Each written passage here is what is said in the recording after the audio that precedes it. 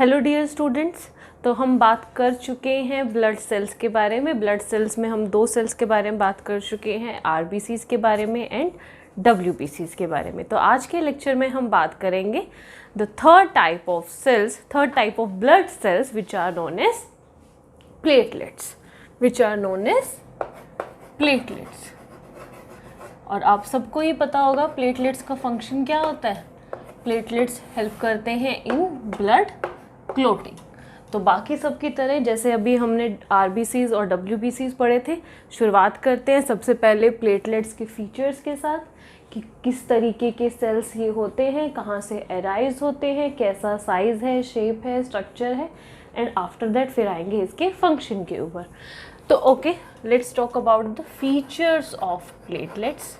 General features of platelets के बारे में अगर बात करें तो सबसे पहले सेम, अगर साइज़ के बारे में बात करें, शेप के बारे में बात करें, तो platelets are oval shaped cells. Platelets की जो शेप है वो कैसी है, ओवल शेप्ड है। कलरलेस बॉडीज़ होती हैं। फॉर्मेशन इनका कहाँ होगा, सेम बोन मैरो में। मैं पहले भी बता चुकी हूँ आपको कि जो ब्लड सेल्स हैं वो कहाँ पे फॉर्म्ड होते हैं, बोन मैरो में फॉर्म होते हैं मेजरली।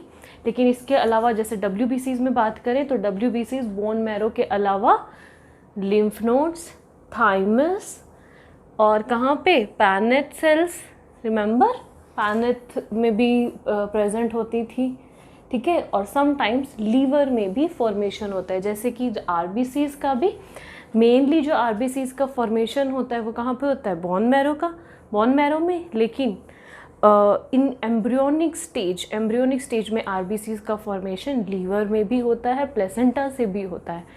याद है ना, ये सब चीज़ों के बारे में बात कर चुके हैं हम। तो सबसे पहले प्लेटलेट्स की अगर बात करें तो प्लेटलेट्स की शेप के बारे में बात करें। Platelets are oval shaped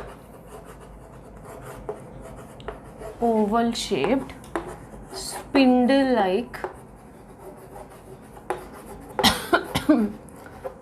like structures, ठीक है। अच्छा, सेकंड बात करते हैं कलर के बारे में। तो आरबीसीज रेड कलर की दिखाई देती थी because of presence of respiratory pigment, haemoglobin. डब्ल्यूबीसीज कलरलेस, नो हीमोग्लोबिन। और इसी तरीके से प्लेटलेट्स भी क्या है, कलरलेस होते हैं। कलरलेस मतलब कोई हीमोग्लोबिन नहीं है, कोई रेस्पिरेटरी पिगमेंट नहीं है, तो मतलब कोई भी रोल प्ले नहीं करेंगे गैसियस एक्सचेंज में। Fine, okay. नेक्स्ट पॉइंट के बारे में बात करें तो फॉर्मेशन कहाँ पे होता है। तो formation formed in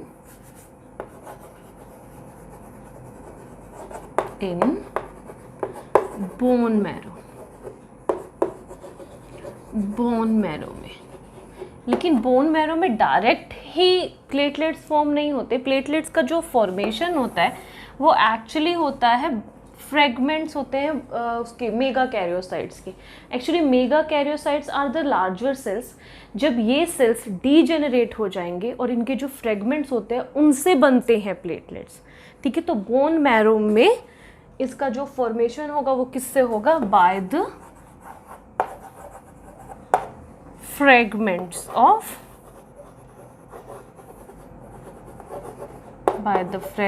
of mega karyocytes, ठीक है जी। किससे होगा, मेगा कैरियोसाइट्स के फ्रेगमेंट्स से। कहाँ पे, बोन मैरो में। इतनी चीज़ समझ में आई। अब अगर बात करें शेप के बारे में तो बात कर ही ली है, ओवल शेप्ड है। साइज के बारे में बात करें तो these platelets are smallest in size. क्या है, स्मॉलेस्ट इन साइज, मतलब ब्लड सेल्स में से जो सबसे स्मॉलेस्ट साइज है वो किसका है, प्लेटलेट्स का है। आपको याद है डब्ल्यूबीसीज और आरबीसीज का साइज। आरबीसीज के साइज के बारे में बात की थी ना, 7.5 से 8.9 माइक्रोन मीटर तक होता है, रिमेंबर। जबकि डब्ल्यूबीसीज का साइज कितना था, 8 to 15 माइक्रोन मीटर। और स्मॉलेस्ट है तो इसका कितना होगा, सबसे छोटा होगा, कितना है, लगभग 2 to 3 माइक्रोन मीटर। ठीक है जी, तो ये साइज है किसका? प्लेटलेट्स का। फाइन। अब अगर आगे हम बात करें प्लेटलेट्स के फर्दर फीचर्स के बारे में, जैसे कि अगर इसके काउंट के बारे में बात करते हैं, कितना नंबर ऑफ प्लेटलेट्स प्रेजेंट होते हैं, तो जैसे कि हमने कंपेयर किया था ना WBCs एंड RBCs में, WBCs का नंबर कितना था? 6 to 8,000, 6,000 से 8,000 तक, प्लस माइनस 2,000, है ना? याद है ये आपको? RBCs का कितना था? सबसे ज़्यादा सेल्स RBCs के होते हैं, कितने होते हैं? 4.5 से 5.5 तक वेरी करते हैं। ठीक है, ओके। अब अगर प्लेटलेट्स के बारे में बात करें तो प्लेटलेट्स का जो काउंट होता है, प्लेटलेट्स का जो नंबर है वो कितना है? ये लगभग होता है 1.5 लाख टू 4.5 लाख। ठीक है जी, पर mm क्यूबिक ऑफ ब्लड। ठीक है जी, समझ आ गया आपको? रिमेंबर हमने WBCs एंड RBCs का रेशो भी चेक किया था, और रेशो में हमने मिला था कि WBCs और RBCs का जो रेशो है वो 1:600 है। जहाँ पे 600 सेल्स होंगी, 600 सेल्स होंगी RBCs की, वहाँ पे एक सेल WBC की प्रेजेंट होगी। क्लियर हो गया इतनी सी चीज़? तो ये बात होगी किसके बारे में? प्लेटलेट के काउंट के बारे में। Platelet count. ठीक है, अब सेम जैसे हम हर बार बात करते हैं कि जो प्लेटलेट्स का नंबर है ये हमेशा सेम तो नहीं रह सकता ना, इट कैन बी इंक्रीज और इट कैन बी डिक्रीज। अगर नंबर इंक्रीज हो जाता है ड्यू टू समटर कंडीशन, अगर इंक्रीज हो जाता है प्लेटलेट का काउंट या प्लेटलेट का नंबर ऑफ प्लेटलेट्स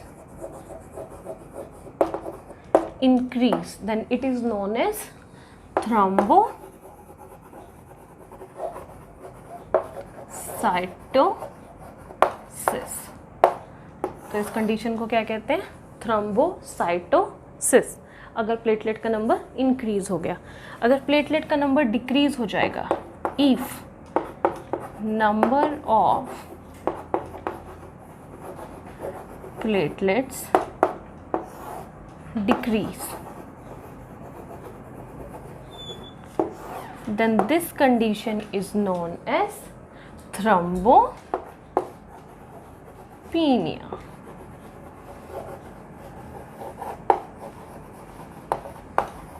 क्या हो जाएगा? थ्रोम्बोपिनिया। ये याद है आपको?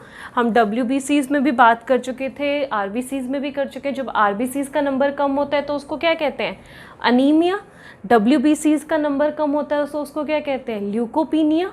और जब थ्रोम्बोसाइट्स का नंबर, जब प्लेटलेट्स का नंबर कम हो जाएगा तो इसको क्या कह देंगे हम? थ्रोम्बोपीनिया। ठीक है जी, ये चीज़ समझ में आ गई आपको? ओके, और नंबर जब इंक्रीज होता है तो उसके लिए क्या वर्ड यूज करते हैं? थ्रोम्बोसाइटोसिस। थ्रोम्बोसाइटोसिस। WBCs का नंबर इंक्रीज होता था तो उसको क्या कहते थे? ल्यूकोसाइटोसिस। याद है ये सब चीज़ें? ठीक है, इसको हम थ्रोम्बोसाइटोपीनिया भी कह देते हैं। थ्रोम्बोपीनिया और थ्रोम्बोसाइटोपीनिया। ठीक है, अब यहाँ पे एक बात करते हैं एक स्पेशल कंडीशन की, कि ये जो नंबर है ये कितना कम हो जाता है, और इसका क्या कुछ क्रिटिकल यूनिट भी है?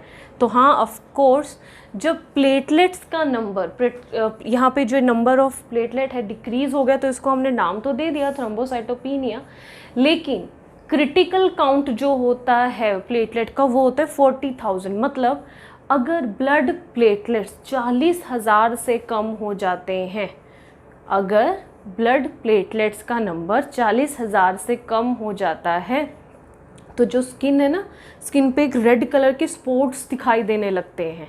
ऐसा लगता है कि जो ब्लड है वो स्किन से एकदम रप्चर होके बाहर ही आ जाएगा। तो इस कंडीशन को बोलते हैं परप्यूरा। डिजीज कंडीशन है, इसको क्या बोलते हैं? परप्यूरा। स्किन पे क्या दिखाई देता है? रेड कलर के स्पॉट्स, और कह सकते हो कि रेड कलर के रैशेस दिखाई देते हैं। ठीक है, this condition is known as purpura disease. ये कब होगा? जब प्लेटलेट्स का काउंट क्रिटिकल काउंट से नीचे आ जाएगा। And critical count is 40,000। जब 40,000 हो जाता है प्लेटलेट का नंबर, नॉर्मली कितना होना चाहिए? 1 lakh to 4.5 lakh, this is normal, ठीक है। लेकिन अगर इससे नंबर इंक्रीज हो गया, अगर नंबर इंक्रीज हो गया then it is known as thrombocytosis. अगर नंबर डिक्रीज हो गया तो उसको क्या कह देंगे? थ्रोम्बोसाइटोपिनिया। मतलब 1 लाख तक भी अगर हो गया तो this condition is known as thrombocytopenia. लेकिन अगर प्लेटलेट का काउंट 40,000 तक पहुंच जाता है then this condition is known as purpura. तो हम नोट डाउन कर लेते हैं नेक्स्ट पॉइंट में इस स्पेशल पॉइंट को। तो special note is critical count, critical count for platelet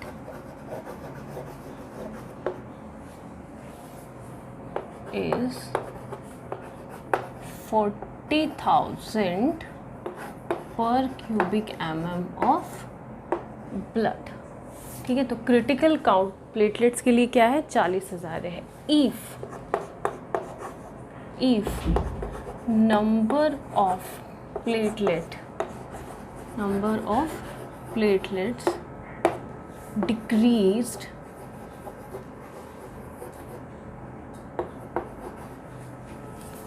from this count, then red spots or rashes appeared on skin, and this condition is called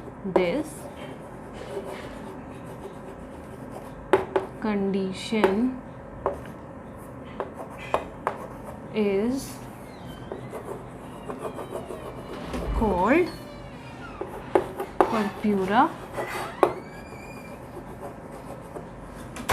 disease।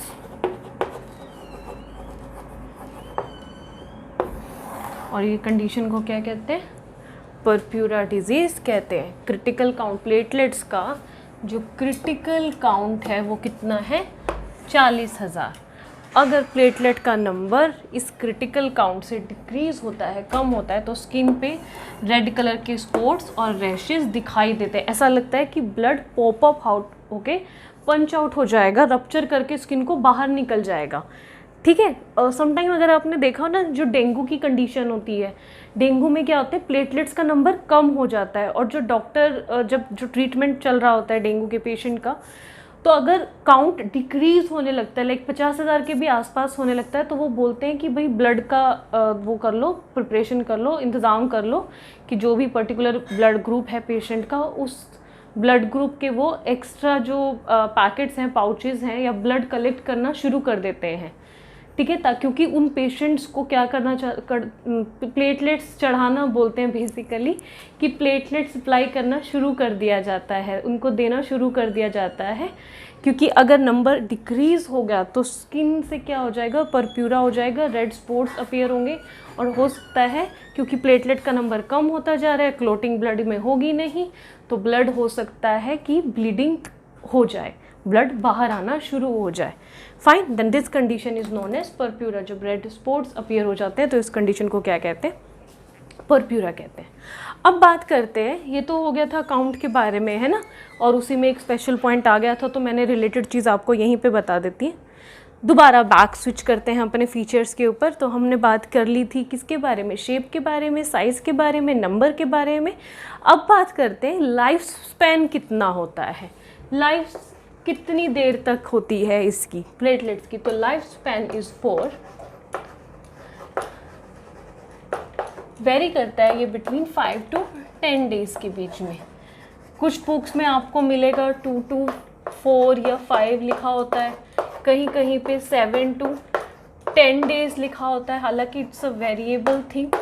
ठीक है, तो 5 to 10 डेज़ के बीच में very करता है इसका लाइफ साइकिल। ये क्यों होता है? बिकॉज प्लेटलेट्स जो डीजेनरेट होते हैं इनको एक्चुअली WBCs फैगोसाइट कर लेती है, निगल लेती है, ठीक है। रिमेंबर ना, फैगोसाइट मैकेनिज्म जो स्पेशल फीचर होता ही है कौन से टाइप ऑफ WBCs का, याद है ना? और अगर नहीं याद है तो लास्ट लेक्चर ज़रूर देख लेना और फिर बताना। फाइन, तो लाइफ साइकिल कितना है?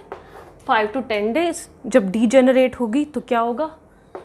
फैगोसाइट साइट्स बाय WBCs क्या कर लेंगी? इसको फैगोसाइटोसिस कर लेंगी। क्लियर होगी इतनी सी चीज़। अब एक और डिफरेंस फीचर है कि जैसे हम बात कर रहे हैं प्लेटलेट्स के बारे में, तो प्लेटलेट्स को कई बार कई जगह पे थ्रोम्बोसाइट्स भी लिख दिया जाता है। Platelets are also known as thrombocytes, but there is a difference between platelets and thrombocytes. वो क्या है? प्लेटलेट्स में न्यूक्लियस प्रेजेंट नहीं होता, प्लेटलेट्स में न्यूक्लियस प्रेजेंट नहीं होता, नॉन न्यूक्लिएटेड सेल है। वेयर एज थ्रोम्बोसाइट्स में न्यूक्लियस इज प्रेजेंट। दूसरी चीज़, प्लेटलेट्स स्पेशल फीचर्स है मैमल्स का, सिर्फ और सिर्फ मैमल्स में ही प्रेजेंट होते हैं। वेयर एज थ्रोम्बोसाइट्स कहाँ? मैमल्स को छोड़ के जो वर्टिब्रेट्स हैं उन सब में प्रेजेंट होते हैं, मैमल्स में प्रेजेंट नहीं होते। मतलब मैमल्स में जो ये सेल हैं काम कर रहे हैं ब्लड क्लोटिंग का, थ्रोम्बोसाइट्स और प्लेटलेट दोनों ही ब्लड क्लोटिंग का ही काम करते हैं, लेकिन मैमल्स में जो प्लेटलेट्स हैं उनके अंदर न्यूक्लियस प्रेजेंट नहीं होता। जबकि जो वर्टिब्रेट्स, अदर वर्टिब्रेट्स में जो ब्लड सेल्स हैं, प्लेटलेट्स हैं, उनके अंदर न्यूक्लियस प्रेजेंट होता है और वहाँ पे उनको बोलते हैं थ्रोम्बोसाइट्स। तो there is a difference between thrombocytes and platelets. Platelets are non-nucleated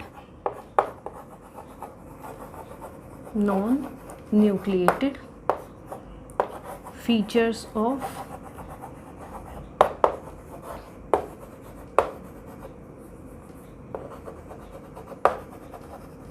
mammals only, सिर्फ और सिर्फ मैमल्स में ही प्रेजेंट होते हैं। whereas thrombocytes are nucleated. कुछ इस तरीके का स्पिंडल शेप स्ट्रक्चर होता है, एक्चुअली स्पिंडल शेप स्ट्रक्चर होता है और बीच में प्रेजेंट होता है nucleus and present in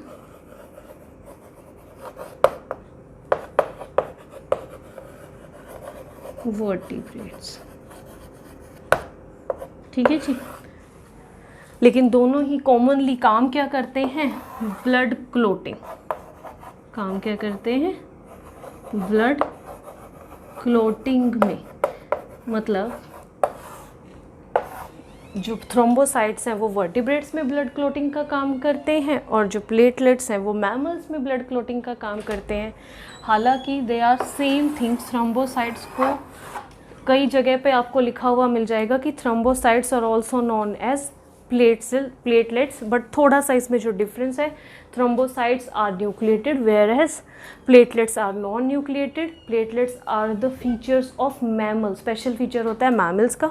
where as thrombocyte जो वर्टिब्रेट्स में ब्लड क्लोटिंग सेल प्रेजेंट होते हैं उनको हम क्या कह देते हैं? थ्रोम्बोसाइट्स। क्लियर होगी यहाँ पे इतनी सी चीज़? ठीक है, ठीक है, ओके। नेक्स्ट अब हम बात करते हैं आगे नेक्स्ट पॉइंट के बारे में।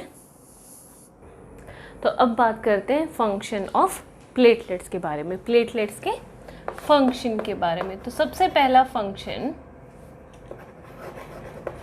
ऑफ प्लेटलेट के बारे में, तो सबसे पहला तो जो आप सबको पता है और जिसके बारे में हम बात कर भी चुके हैं, अभी अभी मैंने आपको बताया ही है कि ब्लड क्लोटिंग में रोल प्ले करता है। तो end of course platelet helps in blood clotting.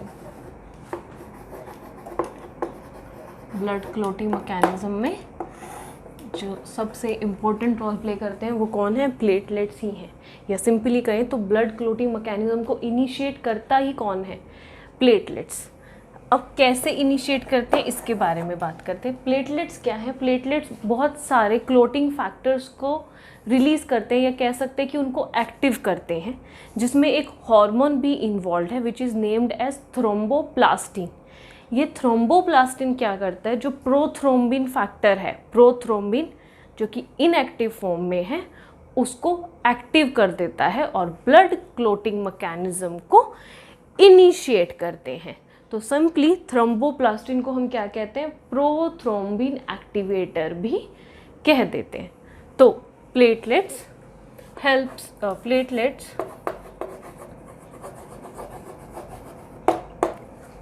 release many clotting factor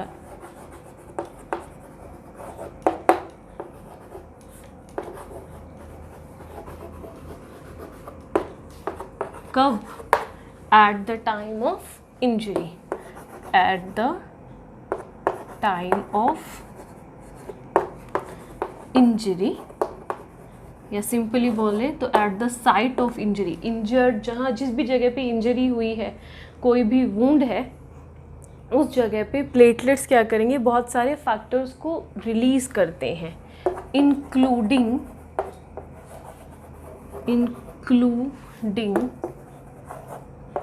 a hormone named as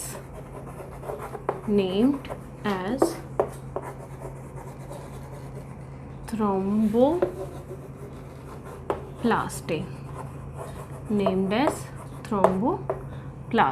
अब ये थ्रोम्बोप्लास्टिन क्या करता है? इस थ्रोम्बोप्लास्टिन को हम बोलते हैं इट्स अ प्रोथ्रोम्बिन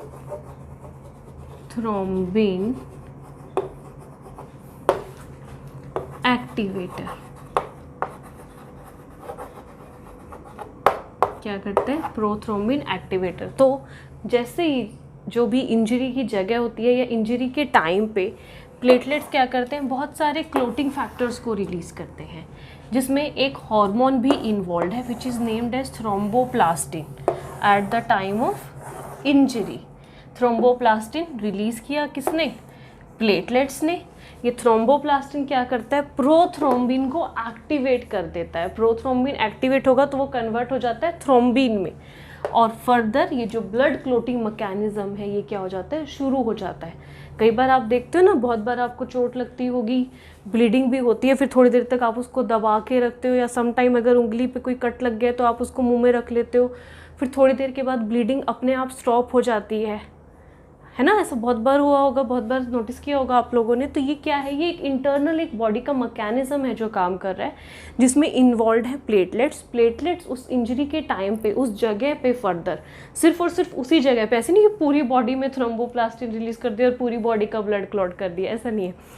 ठीक है, उस पर्टिकुलर जगह पे क्या है? ये जो थ्रोम्बोप्लास्टिन हार्मोन है ये एक्टिव होता है, प्लेटलेट्स को रिलीज करते हैं। ये एक्टिव हुआ, इसने क्या किया? उस जगह पे बहुत सारे और भी फैक्टर्स इन्वॉल्व होते हैं, उसके बारे में हम बात करेंगे क्लोटिंग मैकेनिज्म में। लेकिन सबसे पहले जो शुरुआत होती है वो इसी से होती है कि जो प्रोथ्रोम्बिन है जो इनएक्टिव फॉर्म में प्रेजेंट है उसको क्या कर देता है? एक्टिव कर देता है। तो thromboplastin is also known as prothrombin activator. और प्रोथ्रोम्बिन एक्टिवेट हो जाएगा तो ये कन्वर्ट होगा किसमें? एक्टिव फॉर्म ऑफ प्रोथ्रोम्बिन को क्या कहेंगे? थ्रोम्बिन। सिंपल। ठीक है जी, समझ आ गई इतनी सी बात? ओके। अब इसके साथ साथ थ्रोम्बोप्लास्टिन के साथ सक्रीट करने के साथ साथ जो प्लेटलेट्स हैं वो एक वैजो कंस्ट्रिक्टर भी, मतलब वेसल्स को क्या करते हैं? कंस्ट्रिक्ट कर देते हैं, डायलेट नहीं होने देते। डायलेट होगा तो ब्लड का फ्लो चलता ही रहेगा, और उस पर्टिकुलर साइट पे सपोज जहाँ पे कोई यहाँ कट लगा कोई, अगर मेरे वेसल्स नैरो हो जाएंगे, एकदम कॉन्ट्रैक्ट हो जाएंगे, तो ब्लीडिंग भी क्या हो जाएगी? डिक्रीज होगी ना। बहुत ज़्यादा सारा ब्लड तो बाहर नहीं आएगा, लेकिन अगर वेसल्स रिलैक्स हो गए तो बहुत सारा ब्लड बाहर आएगा। तो ये क्या करते हैं? साथ ही साथ जो प्लेटलेट्स है वो एक वैजो कंस्ट्रिक्टर का क्या नाम होता है? सेरोटोनिन रिलीज करते हैं, जो क्या करेगा? इन वेसल्स को कंस्ट्रिक्ट कर देगा। तो प्लेटलेट्स ऑल्सो सिक्रीट सेरोटोनिन जो कि क्या करता है, वेसल्स को कंस्ट्रिक्ट कर देता है। कॉन्स्ट्रिक्टर, ठीक है। सेरोटोनिन के बारे में हम लोगों ने कल ही पढ़ा था, लास्ट लेक्चर में ही। कौन से सेल्स हैं जो हेपेरिन, सेरोटोनिन और हिस्टामाइन को रिलीज करते हैं, याद आया? ठीक है, तो सेरोटोनिन क्या काम करता है, वेजो कंस्ट्रिक्टर की तरह एक्ट करता है।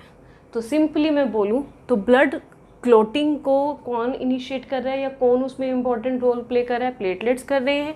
किस तरीके से कर रहे हैं, एक तो वो जो थ्रोम्बोप्लास्टिन है, अदर देन क्लोटिंग फैक्टर्स, क्योंकि बहुत सारे क्लोटिंग फैक्टर्स भी जुड़े होते हैं प्लेटलेट से, ठीक है, वो भी उनको भी एक्टिव करता है वो। लेकिन ये एक पूरा सीक्वेंस होता है। जब थ्रोम्बोप्लास्टिन एक्टिवेट हुआ, रिलीज हुआ, इसने प्रोथ्रोम्बिन को एक्टिवेट किया, प्रोथ्रोम्बिन फर्दर अदर फैक्टर्स को एक्टिवेट करता है, क्लोटिंग फैक्टर्स को एक्टिवेट करते हैं, और फर्दर लास्ट में जाके जो ब्लड क्लोट है, जो फाइब्रस क्लोट है, वो फॉर्म्ड होना शुरू हो जाता है और ब्लीडिंग क्लोटिंग शुरुआत हो जाती है।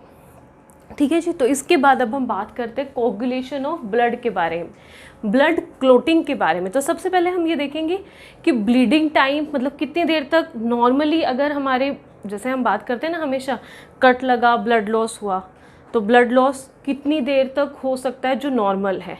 अगर उससे ज़्यादा हुआ तो मतलब ब्लड ज़्यादा रिलीज़ हो जाएगा, बॉडी में क्या हो जाएगा, एनीमिक कंडीशन, ठीक है ना। बहुत ज़्यादा ब्लड लॉस हो चुका है तो उसको रिकवर भी नहीं कर सकते एकदम से, इस वजह से सम टाइम क्या हो जाता है, डेथ भी हो जाती है।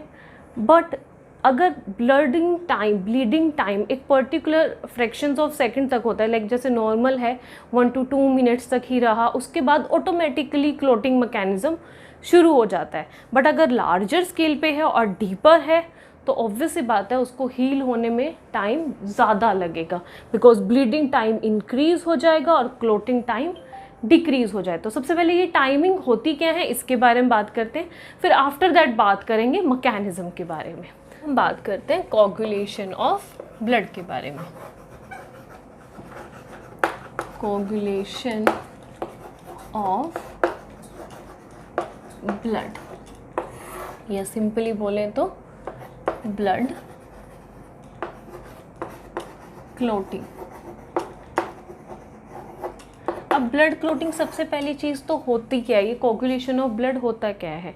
जब कभी भी हमारी बॉडी में, हमारे सेल्स में, हमारी स्किन पे कोई इंजरी होती है तो वो इंजरी की वजह से क्या होगा, जो ब्लड है वो बाहर निकलेगा।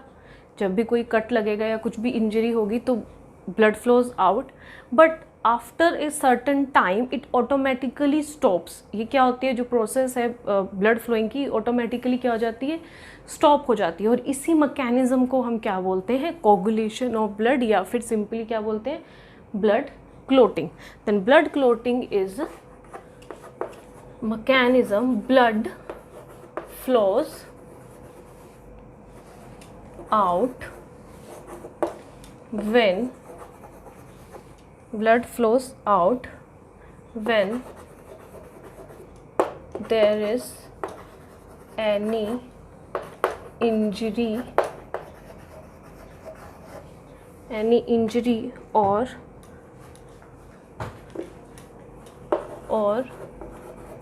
cut, but it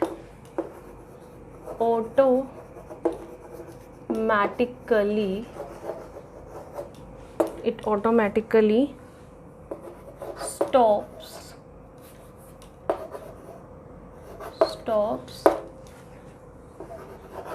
after a limited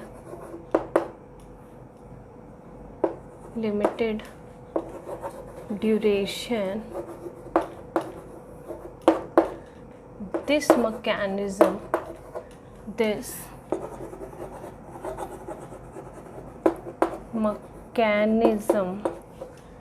is called as clotting of blood.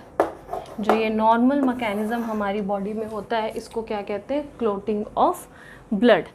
अब अगर हम देखें तो ब्लीडिंग टाइम, नॉर्मली जो ब्लीडिंग टाइम होता है वो कितना होना चाहिए, ब्लीडिंग टाइम वेरी करता है बिटवीन 1 to 3 मिनट्स तक, ठीक है जी। और क्लोटिंग टाइम, क्लोटिंग का जो मैकेनिज्म होता है, वो जो शुरुआत होती है, वो लगभग जो टाइम होता है वो कितना होता है, clotting time is 2 to 8 minute, ठीक है। तो ये हो गया हमारा ब्लीडिंग टाइम और ये हो गया क्लोटिंग टाइम, ये नॉर्मल है, ठीक है। नॉर्मल ड्यूरेशन में, जब बॉडी में जो नॉर्मल मैकेनिज्म है वो ये इतनी देर में इनिशिएट हो जाता है और ब्लड क्लोटिंग शुरुआत हो जाती है और ब्लड क्लोट हो जाता है, ब्लीडिंग स्टॉप हो जाती है। और ये इतनी देर तक अगर नॉर्मल ब्लीडिंग रहे तो उसमें कोई इंजरी या कोई एक्स्ट्रा हार्म कुछ नहीं होता बहुत ज़्यादा। उसके बाद ऑटोमेटिकली जो क्लोटिंग है वो शुरुआत हो जाएगी और ब्लड क्या हो जाएगा, फ्लो करना, बाहर निकलना, फ्लो आउट होना बंद हो जाएगा। बट अगर किसी सिचुएशन में ये जो ब्लीडिंग टाइम और क्लोटिंग टाइम है ये इंक्रीज़ हो जाते हैं, ब्लीडिंग टाइम अगर इंक्रीज़ हो गया, एक्सीड हो गया, बहुत ज़्यादा देर तक ब्लीडिंग हो रही है, तो ये क्लोटिंग मैकेनिज्म वेरी कर जाएगा। हो सकता है ब्लड क्लोट ना हो पाए, क्योंकि हो सकता है उसमें बहुत सारे जो आरबीसीज हैं उसके साथ प्लेटलेट्स का नंबर भी कम होता जा रहा है और वो ब्लड क्लोट को इनिशिएट नहीं कर पा रहा है, ठीक है जी। ये हो गई एक बात। अब सम टाइम ये जो ब्लड क्लॉट होता है, जो क्लोटिंग होती है, ये बहुत इंटैक्ट होती है ब्लड वेसल्स के साथ, ब्लड वेसल्स के को इंटैक्ट करने के लिए, क्योंकि जो ब्लड वेसल्स का जो टिश्यू रहता है, कनेक्टिव टिश्यू, उसमें जो एंडोथीलियम लेयर है, फर्दर जो एंडोथीलियम लेयर्स हैं, उन लेयर्स के साथ, उस जिलेटिनियस टिश्यू के साथ ये जो क्लॉट है ये अटैच रहता है। सम टाइम क्लॉट हो सकता है जो ब्लड वेसल्स के साथ अटैच रहे और टाइम टू टाइम ग्रो होता रहे। सम टाइम ऐसा भी होता है कि ये जो क्लॉट बन गया है ये ब्लड के साथ साथ फ्लो हो रहा है, और ये दोनों ही हमारे लिए क्या है, हार्मफुल कंडीशन होते हैं। आपने सुना होगा ना कई बार कि ब्लड की कोई आर्टरी थी, सपोज आपने बात करो कोरोनरी के बारे में ही, उसमें क्या होगी, क्लोटिंग हो गई है और ब्लड क्लोटिंग की वजह से हार्ट अटैक आ गया। ऐसा होता है। ब्रेन में आपने सुना होगा, कई बार मूवीज़ में भी देखा होगा कि भाई ब्लड के अंदर क्लोटिंग है, ठीक है। अब ये होता है, दो तरीके के क्लोट होते हैं, वन इज़ जो मूवेबल है एंड दूसरा जो एक ही जगह पे स्टेशनरी है लेकिन ग्रो कर रहा है। तो जो स्टेशनरी होता है उसको बोलते हैं थ्रोम्बस क्लोट और जो मूवेबल होता है उसको बोलते हैं एम्बोलस क्लोट, ठीक है। दोनों ही कंडीशन हमारी बॉडी के लिए हार्मफुल है। तो ऐसा ही नहीं है कि ब्लड क्लोटिंग हमारे लिए फेवरेबल ही है हमेशा, कि भाई वो इंजरी की साइट पे तो हो रही है, हो सकता है इंटरनल कोई ब्लड वेसल डैमेज हो गया हो और उसको हील करने के लिए क्लोटिंग हुई हो, लेकिन वो क्लोटिंग उस जगह पे कंटिन्यूसली ग्रोस करे जा रहा है तो भी तो हार्मफुल है ना। और अगर वो ब्लड के साथ फ्लो हो रहा है क्लोट तो भी हार्मफुल है, क्योंकि कहीं पे भी किसी भी वेसल्स में जाके वो इकट्ठा हो सकता है और ब्लड की सप्लाई को रोक सकता है, ठीक है। तो ये जो एक्स्ट्रा ऑर्डिनरी कंडीशन है, ये दोनों क्लोट के बारे में, थ्रोम्बस और एम्बोलस इन दोनों के बारे में, एम्बोलस इन दोनों ही क्लोट के बारे में हम अभी पढ़ेंगे और उसके बाद बात करेंगे नॉर्मल क्लोट मैकेनिज्म के बारे में। तो बात करते हैं क्लोट के बारे में। तो sometimes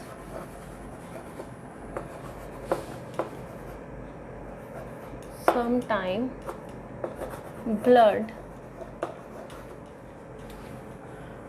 clot intact to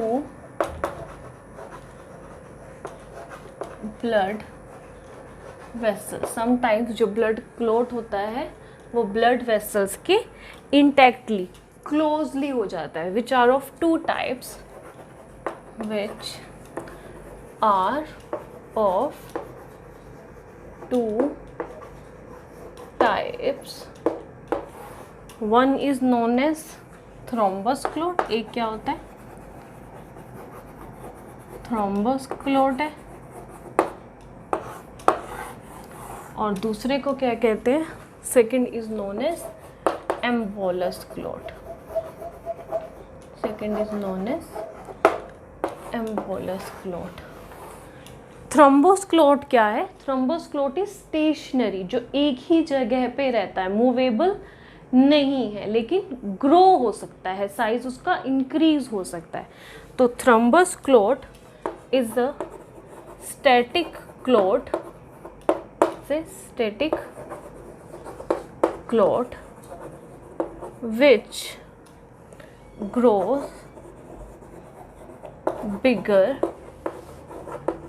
which grows bigger and can ultimately block the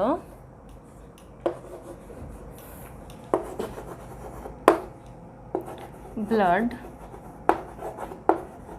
vessels.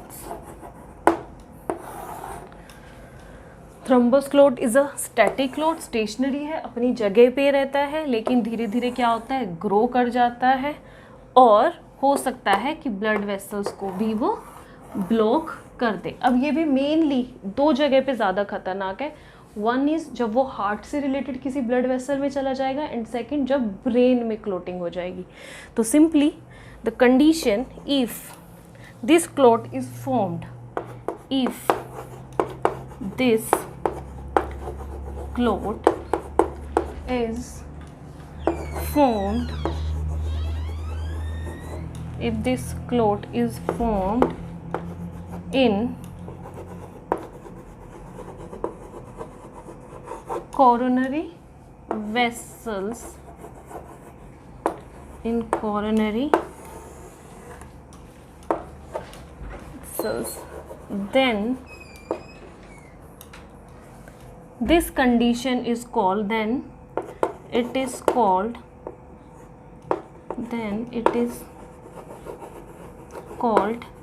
as coronary thrombus, is called as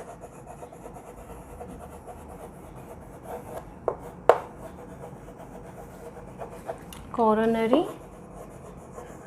thrombus, which can cause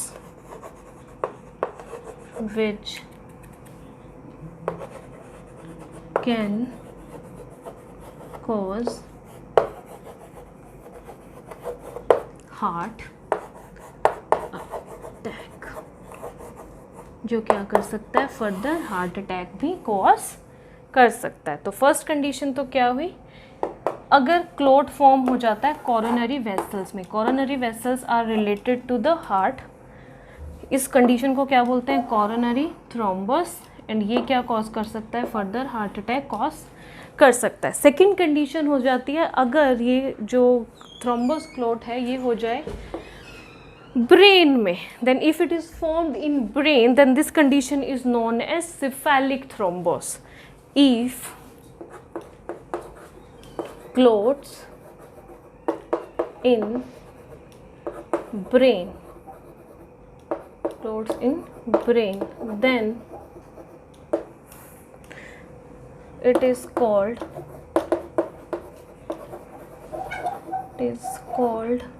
as cephalic thrombus. क्या कहते हैं, cephalic thrombus, and can cause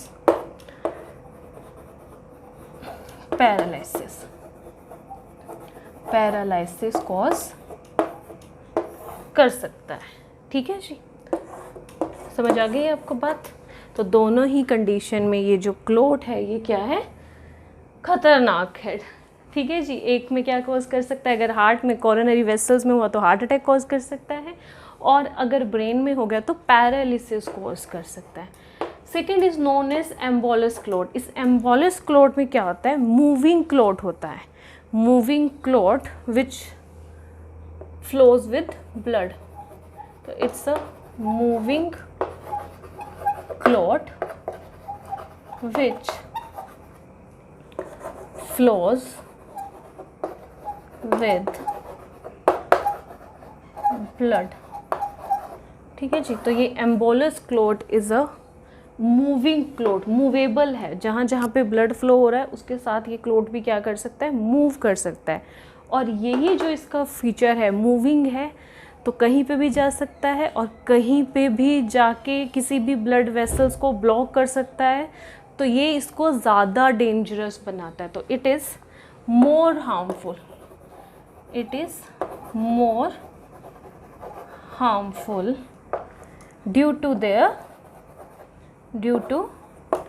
its moving nature, due to its moving nature, क्योंकि कहीं पे भी जाएगा किसी भी ऑर्गन में और किसी भी ऑर्गन की जो फर्दर वेसल्स हैं उनको क्या कर देगा, ब्लॉक कर देगा और किसी भी ऑर्गन का फेलियर कर सकता है। उसके बाद ब्लड सप्लाई नहीं पहुंचेगी, मतलब नरिशमेंट नहीं पहुंचेंगे, तो ऑर्गन के सेल्स टिश्यूज़ काम नहीं कर पाएंगे। ठीक है जी, तो ये दो तरीके के अनयूजुअल क्लोटिंग है। ये कब होगा इसके बारे में भी हम बात कर लेते हैं। रिमेंबर कल के लेक्चर में ही, लास्ट लेक्चर में ही हमने बात की थी WBCs के बारे में, तो वहाँ पे हमने एक फैक्टर के बारे में बात की थी, हैपेरिन। Heparin is anticoagulant. अगर हैपेरिन सफिशिएंट अमाउंट में बॉडी में है और काम कर रहा है, तो ये जो क्लोटिंग है, अननेसेसरी क्लोटिंग जो हो रही है, जो हमारी बॉडी के लिए हार्मफुल भी है, ऑब्वियस सी बात है, तो उसको क्या कर सकता है, वो एंटीकोगुलेंट, ये क्लोटिंग को वो होने ही नहीं देगा। लेकिन अगर प्लेटलेट्स फैक्टर ज़्यादा एक्टिव हो रहे हैं, without at the suppose injury site पे भी हुआ या इंटरनली कोई डैमेज हुआ, वहाँ पे क्लोटिंग हुई, ब्लीडिंग बंद हो गई, क्लोट हो गया, उस क्लोट को डिसॉल्व करने का काम है हैपेरिन का, उस एंटीकोगुलेंट की तरह काम करेगा हैपेरिन। लेकिन अगर हैपेरिन अपना काम अच्छे से नहीं कर पाया, एंटीकोगुलेंट अपना काम नहीं कर पाया या वो इनएक्टिव रह गया, तो उस जगह पे क्या हो सकते हैं, क्लोट बन सकते हैं। और ये जो क्लोट है ब्लड वेसल्स के साथ इंटैक्ट रहेंगे, ब्लड वेसल्स के एंडोथीलियम के साथ, जेलेटिनियस टिश्यूज़ के साथ क्या हो जाते हैं, अटैच्ड हो जाते हैं। फाइन। और दो तरीके के होंगे, हो सकता है वो एक ही जगह पे अटैच्ड रहे और वहाँ पे ग्रो करता रहे। ऐसा भी हो सकता है कि वो ब्लड वेसल्स में एक बार क्लोटिंग बन गई और वो कहीं पे भी मूव कर रहा है। ठीक है जी, दोनों ही condition is harmful, but embolus clot ज़्यादा हार्मफुल और ज़्यादा डेंजरस होता है, बिकॉज वो कहीं पे भी किसी भी ऑर्गन को फेल कर सकता है। हो सकता है ये एम्बोलस क्लोट ही मूव होते हुए ब्रेन में चला जाए या हार्ट में चला जाए। ठीक है जी, क्लियर होगी इतनी सी चीज़। तो ये हमने बात की है दो अनयूजुअल कंडीशन के बारे में। फाइन। किसके बारे में, thrombus clot and embolus clot के बारे में। अब इसके बाद इन नेक्स्ट लेक्चर हम डिस्कस करेंगे about blood clotting mechanism. Blood clotting mechanism जो नॉर्मली जब हमारी बॉडी में इंजरी होती है तो एक्सट्रिंसिक पाथवे और इंट्रिंसिक पाथवे दोनों तरीके से ही वो काम करते हैं। ये सब चीज़ें क्या होती हैं, किस तरीके से ये जो मैकेनिज़्म है, ये सारे फैक्टर्स हैं एक के बाद एक एक्टिव होते हुए चले जाते हैं, और किस तरीके से जो फाइबर्स इनएक्टिव थे वो एक्टिव हो जाएंगे और ब्लड को क्लोट कर देंगे, ब्लीडिंग को क्या कर देंगे, स्टॉप कर देंगे। इन सब मैकेनिज़्म के बारे में हम बात करेंगे अगले लेक्चर में।